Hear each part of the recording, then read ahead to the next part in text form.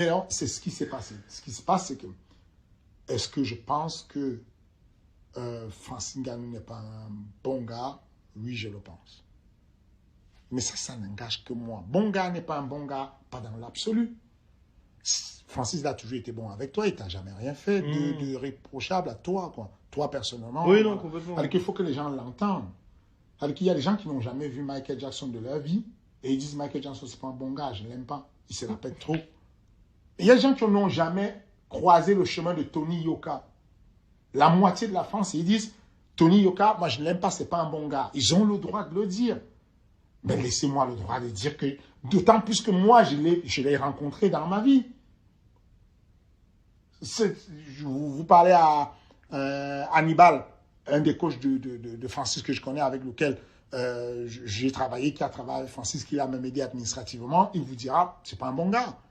Vous parlez avec Tino Martin, qui est un ami d'enfance, un ami de Francis, un compatriote de Francis, un Camerounais, il vous dira, à lui de poser la question, il vous dira, non, je suis catégorisé, c'est pas un bon gars. Mais ça n'engage que lui, que Hannibal, que moi. Je ne vous dis pas, chers spectateurs, de penser qu'il n'est pas un bon gars.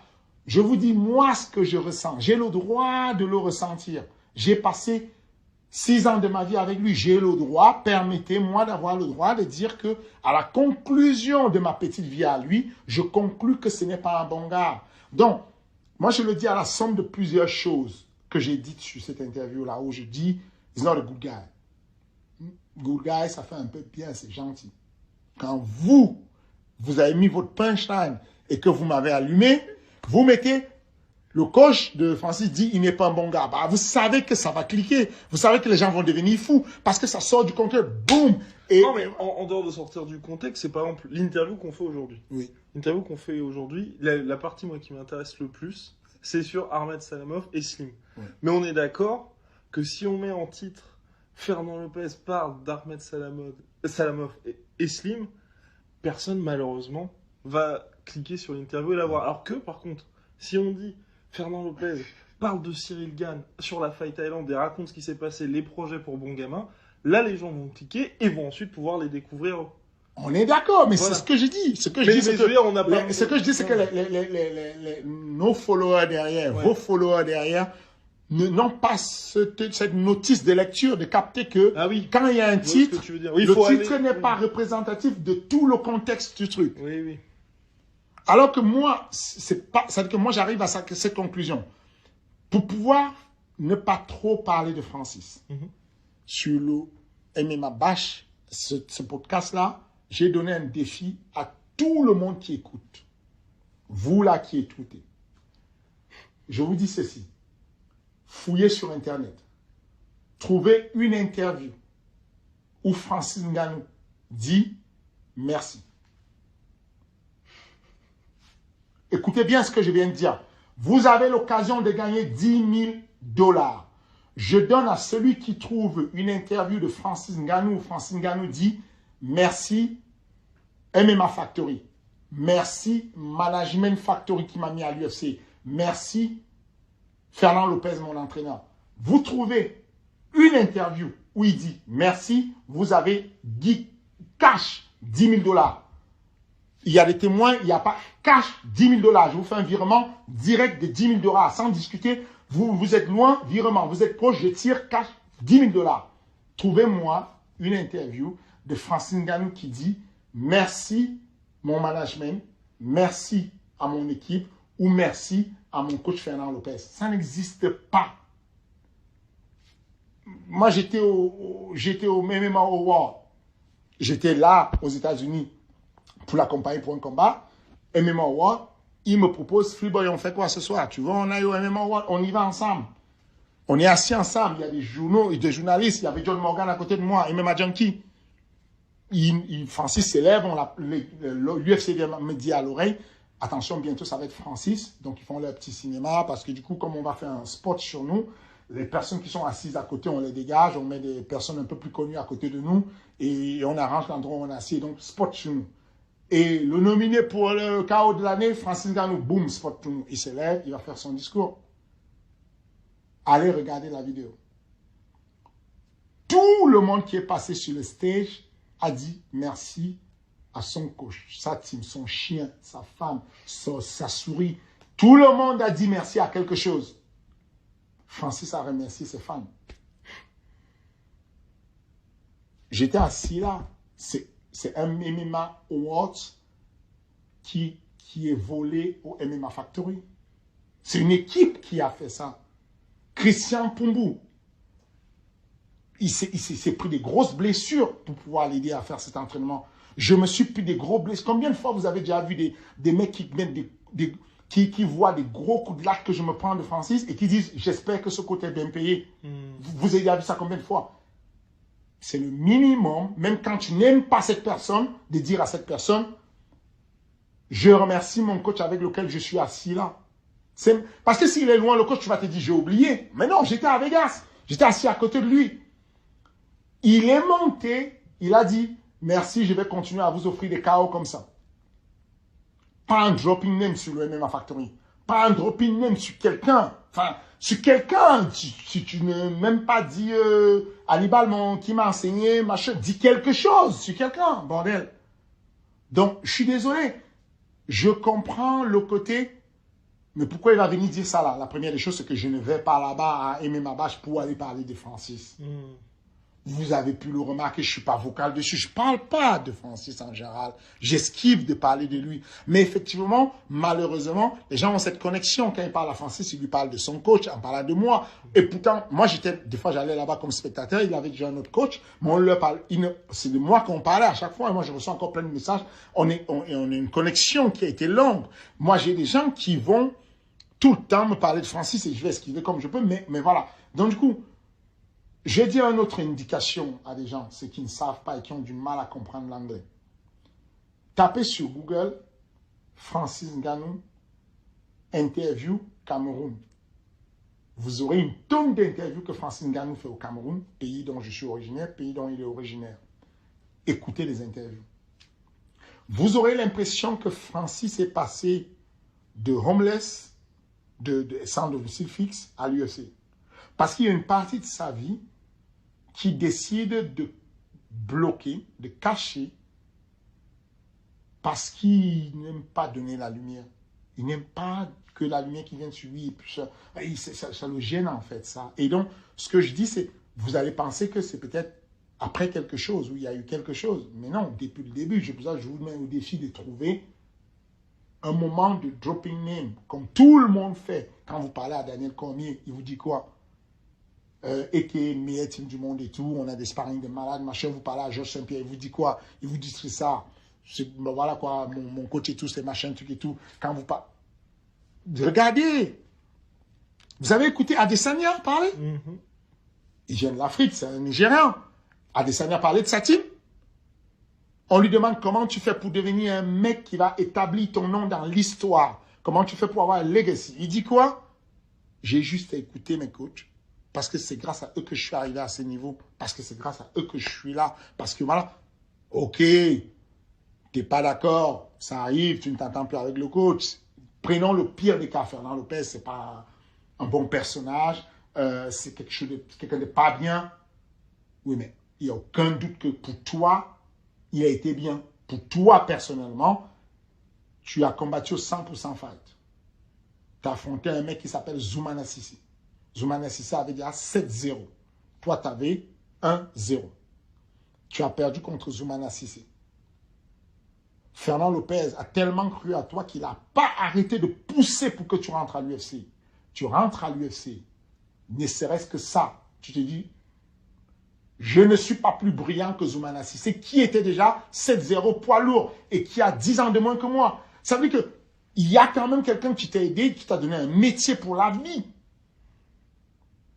Même sans l'aimer, tu peux dire une fois de ta vie, merci à MMA Factory, merci à ma salle de sport. Donc, excusez-moi de pouvoir être émotif dessus et de dire, les gars, je ne vous dis pas qu'il n'est pas bon avec vous.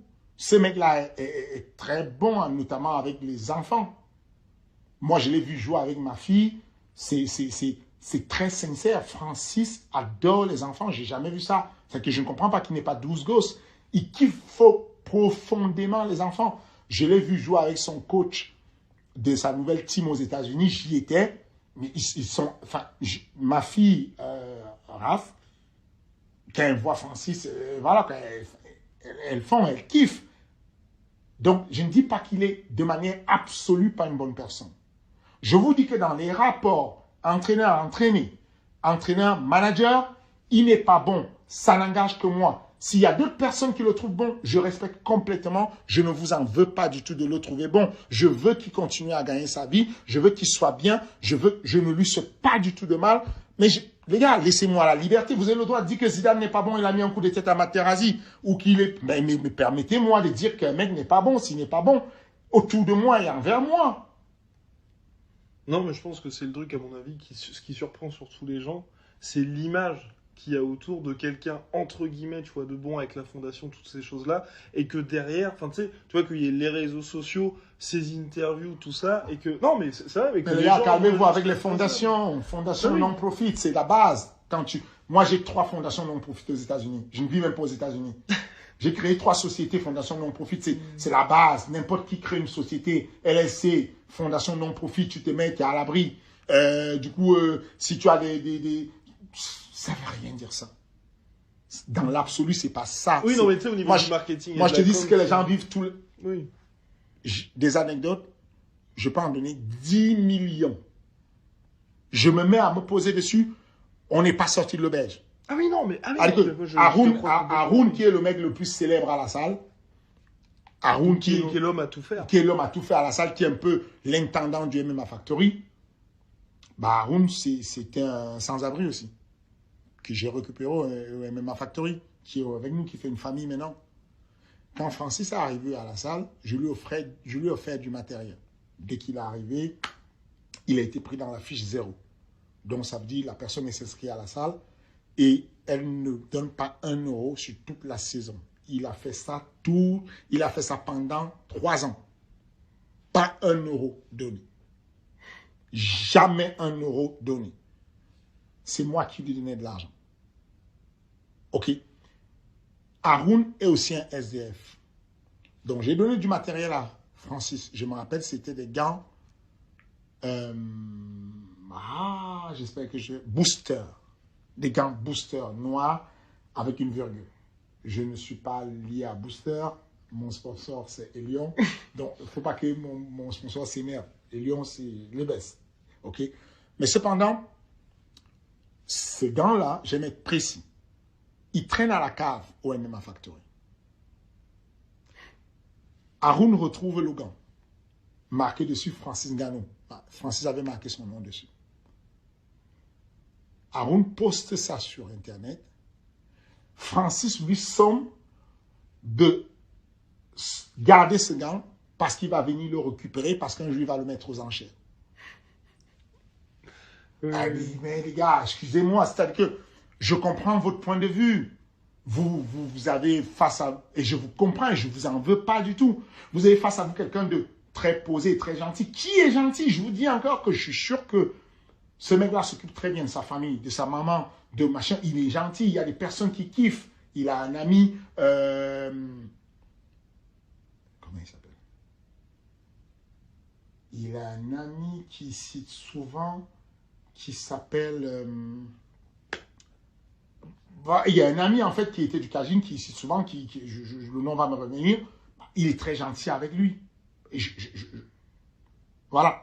Mais je dis juste que dans l'absolu, des gens gentils, j'en ai connu. Et des gens gentils sont gentils dans l'absolu. Et je dis que moi, le premier, je ne suis pas un mec parfait.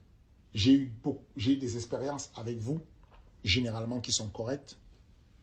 Et puis j'ai des expériences qui ne me vont pas avec certaines personnes. Et donc, encore une fois de plus, ces personnes-là vont dépendre de moi, Fernand Lopez, quelqu'un de pas bien, de méchant, de strict, ou même, j'ai même certains qui ont dit, bah, c'est un trinquant calculateur, il aime, voilà. Donc, j'ai des réputations chaque fois sur des trucs. Et ça n'engage que ces personnes-là. Moi, dans mon petit domaine, je comprends que ces personnes-là n'aient vu que cet angle. Heureusement, dans ma vie, j'ai des gens qui m'aiment, quelques petites personnes qui m'aiment. J'ai mes filles qui m'aiment, j'ai ma mère qui m'aime, Et ça me suffit largement. On est dans un monde où même Dieu ne fait pas d'unanimité et je n'espère pas faire d'unanimité. Voilà, mais je veux juste avoir la liberté de pouvoir aussi donner une opinion. Moi, je l'ai connu avant vous. C'est moi qui l'ai pris sous mon aile. Et en gros, il y a une image que j'aime souvent, que j'affectionne. C'est l'image du maître des 4 Tortues Ninja. Comment il s'appelle? Splinter. Splinter. Donc, il y a un moment donné, il tient les Tortues Ninja qui sont toutes petites par la main et il marche. Et puis, plus tard, quand il est vieux, les Tortues Ninja le tiennent par la main et l'amènent avec lui. Moi, c'est ce que je vois, en fait, dans l'accompagnement d'un élève. Un coach est un pont par lequel doit passer son élève pour grandir. Mais quand l'élève est passé du pont, ce serait bien qu'il lui donne la main et qu'il le tire avec lui vers le haut. C'est une image que j'ai de la vie. Et quand il n'y a pas ça, j'ai le droit de dire que j'ai été déçu ou trahi. C'est un ressenti, vous ne pouvez pas me dire que j'ai tort. C'est moi qui ressens. Peut-être de manière générale, dans l'histoire ou pas l'histoire, j'ai tort, mais au fond de moi, mon ressenti, je voudrais juste que vous le respectiez. Comme je respecte que vous disiez, j'aime Batman, je déteste Superman, sa tenue, elle est trop juste à poser, juste au corps, moi, j'aime pas. Vous faites ce que vous voulez, moi, je fais ce que je veux. Voilà, c'est tout ce que j'ai à dire. Enfin, c'est la fin c'est mon dernier mot dessus. Est-ce que ça... Ah oui, complètement. C'est le dernier mot, mais moi j'avais une ultime question à ce sujet. Si finalement aujourd'hui, tu es businessman accompli, head coach reconnu, et c'est vrai que tu es très... quand je parle de toi, à chaque fois les gens disent, Fernand Lopez, ce qui est bien, c'est qu'il est très direct en fait. Enfin, voilà, c'est let's go, on propose des idées, tu donnes ton go ou pas. Mais avec Francis, on a l'impression que tu as été extrêmement patient. Alors qu'aujourd'hui, c'est vrai que tu prends des décisions extrêmement vite et si ça te plaît pas, tu passes à autre chose, quoi. Mais parce qu'avec le temps, tu te dis, au début, tu critiques pas mal de choses. Tu ne te rends pas compte quand tu n'es pas dans le feu de l'action. Moi, avant, je disais, tiens, Joe Silva, c'est une pourriture, quoi. Moi, j'étais un nouveau manager, un jeune manager. J'écrivais à Joe Silva, qui était l'ancien manager de l'UFC. Et je me dis, il est dur, lui. Et des fois, il me croisait dans l'ascenseur de l'UFC. Il me fait un sourire et tout. Il me dit, how you doing, coach? Et des fois, il me croisait, il m'ignorait. Speed à mort. Et puis, il a pris sa retraite, machin. Mais c'est des gens qui vont vite. Et moi, je me disais, pourquoi ils vont aussi vite? Moi, j'écris à Sean Shelby aujourd'hui, à Amig Ménard, et j'ai l'impression que chaque voyelle coûte cher, quoi. Il me met un mot, je lui dis, je lui envoie un bête de message où je décris un mec que je veux vendre, je fais un beau truc et c'est un bon plan pour lui. Je lui dis, regarde, c'est ça, c'est ça, c'est ça.